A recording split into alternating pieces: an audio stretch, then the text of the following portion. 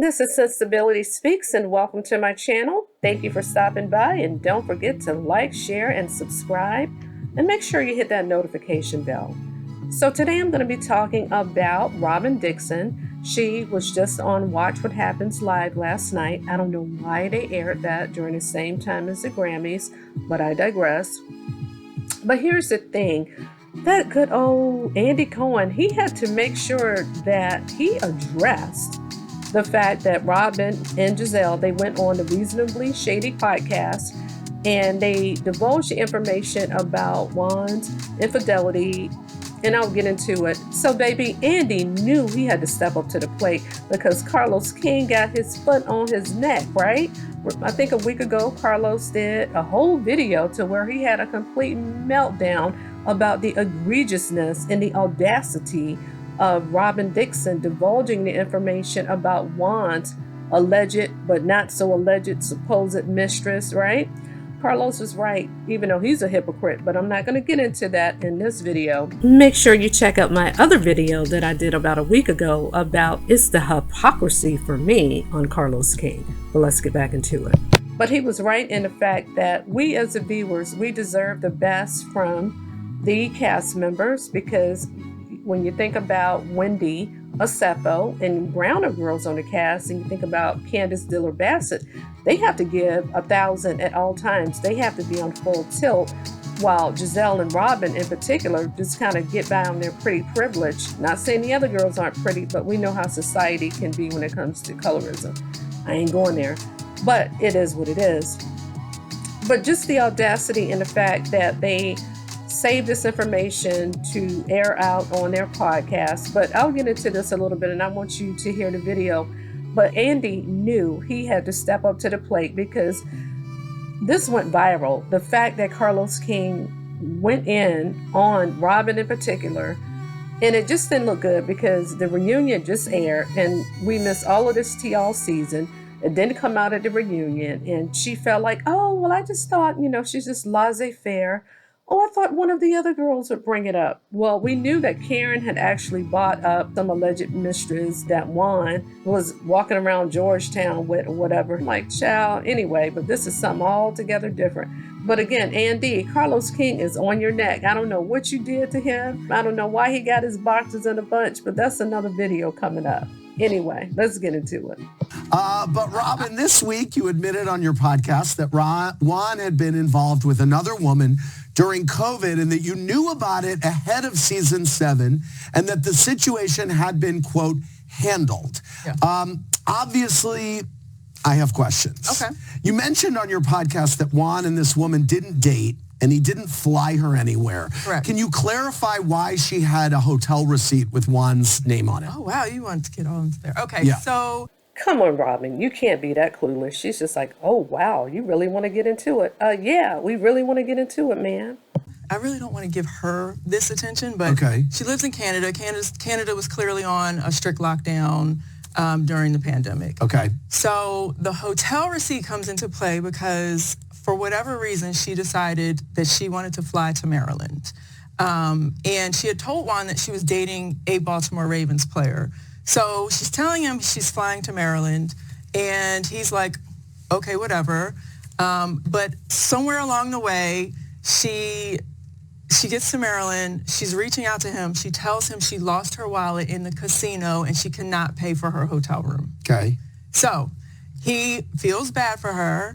Robyn Dixon, you can't be that clueless to believe that this woman is flying from Canada, but she's dating a Baltimore Ravens player. But she reaches out to Juan to let him know because that's her buddy or pal. Got it. Okay, right. And she loses her wallet in a casino. What, Maryland Live? Which casino? Where is she, right? Is she at the MGM Grand at the National Harbor? Things we need to know. But wherever the hell she is, if she's dating the other man, the other football player, sports player, then why ain't she reaching out to him? But let's continue. Apparently she was like, really stressed out, really distraught. He feels bad for her. He goes to the hotel, puts his card down at the counter.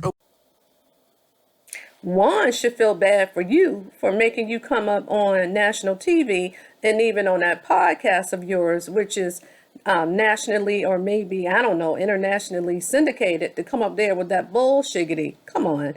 You're being willfully obtuse. You know it, I know it, and everybody knows it. Talking about he feels bad. No, he went to that hotel with that credit card because he knew he was finna lay up with her. That's what he was supposed to do, okay? Whatever, and that's it. So. Okay, so so that was the only time they met in person? Yes. And I guess this could sound like BS to a lot of people. No, it sounded like BS to me. Okay. Even Ebony know that's some bullshit. She had to take a sip of tea on that, or a sip of liquor, whatever she drinking, cocktail, mocktail, whatever. Okay. Honestly, like when I found out about it, it sounded like BS to me. But he was very, he was. You believe him? I believe him. Just and also based on like what she revealed last week. Okay. I believe him. Here's my thing. You're on a reality show about your life. Yeah. And infidelity has been the hot topic of the season. And you've played a part in the conversations. Mm-hmm. Look at Robyn. She can't even keep that smirk off of her face. She had to look down. She knows she on some BS. So how do you stay silent through the season? Because it was so in the back of my mind. Like, we dealt with it. We moved on from it. I don't know why I would say, hey guys, pick me. Let's talk about my issue. The expectation is that you're sharing everything that's going on in your life. Right. So that's why. It's not about pick me, wait to be picked. It's, hey, we went through something and this is what's happening in our lives. But it wasn't an issue at that moment while we were filming. If it was an issue while we were filming. It had been an issue in your relationship.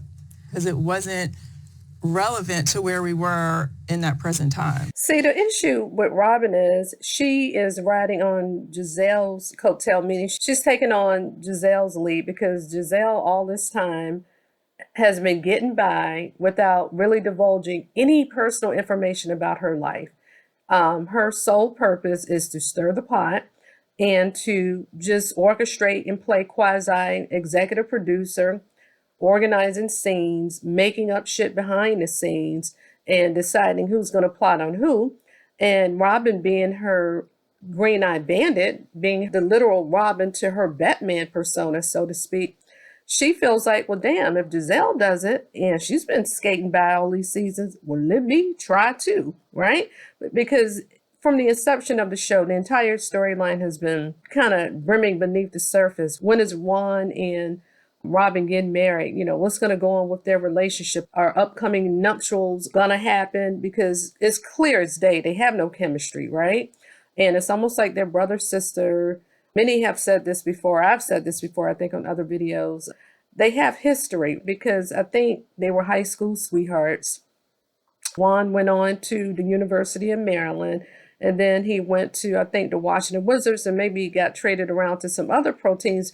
But Robyn and her family has always been a staple in his life because Juan had family issues, and they took Juan in, or I think they took Juan in when he was a teenager. And Robyn comes from a stable, upper middle class, 2-parent household to where they have that stability. But saying this to say, Juan has had numerous other relationships and dalliances all throughout their marriage. That's why they divorced. That coupled with the fact that Juan didn't really help her with the kids. And, this is not alleged. This is according to her.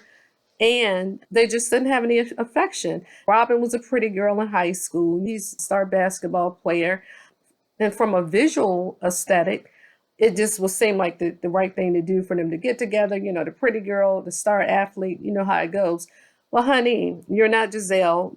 Only Kyle from Real Housewives of Beverly Hills and Miss Giselle can get away with the BS of stirring the pot and never really divulging their story. But let's continue and let's close this out. Another big criticism is you withhold the truth on the reality show that you're on, but then you sell it behind a paywall. Well, I talked about it on the free podcast. Okay. Right? And then you said... And I didn't withhold... I didn't... it's not about withholding information. It was because this information was given light last week or the week before. That's why you brought it up now. Yeah. Okay. And because the lie, like the lies. I think that's called withholding information. Attorney Williams? Oh, yeah, I'm about the paper, so I'm here for the paywall. Okay. Thank you. I'm a podcaster as well, Andy, so we got the bag. And my problem was right. the female was telling lies and trying to expose us. She was telling lies, and I felt I needed to correct the lie. Laugh my butt off. Ebony, if you're trying to come back to, what is it, Housewives in New York or whatever revamped version that may be more diversified or whatever of the Housewives franchise, girl, he's going to be looking at you sideways because you too about your coin and you should be about a cute coin, But, oh, girl, I just love the candor. I just love the transparency. But Robyn, you ain't trying to keep your job because you up here defending the BS. You should have been like, you know what, Andy?